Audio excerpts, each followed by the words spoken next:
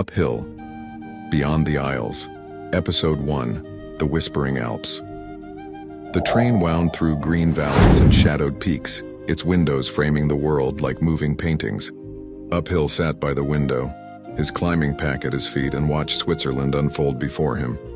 Forests, rivers, and mountains that pierced the clouds.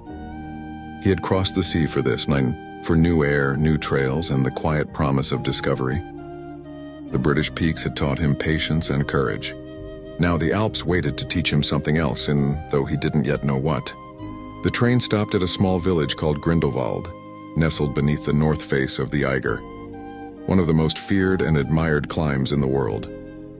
As Uphill stepped onto the platform, he felt dwarfed by it. The Eiger's sheer face rose like a wall of gray glass, catching the morning light and holding it like a secret.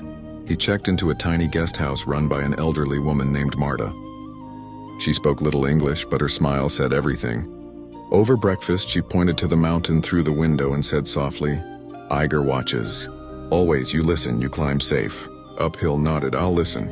The trail began at dawn. The mountain loomed above, silent but alive. Unlike the green paths of the Peak District, this one was carved from rock and glacier, steep, unforgiving, yet beautiful beyond words. He met two other climbers on the route, Jonas, a Swiss mountain guide with weathered hands, and Luca, a young Italian student chasing his first summit. They climbed together in quiet rhythm, their ropes linking them like trust itself. Halfway up, a storm rolled in, fast and wild as alpine storms do. The world vanished into white. The three huddled on a narrow ledge as wind howled past, snow cutting across their faces. Luca trembled. "We should turn back." Uphill looked at Jonas.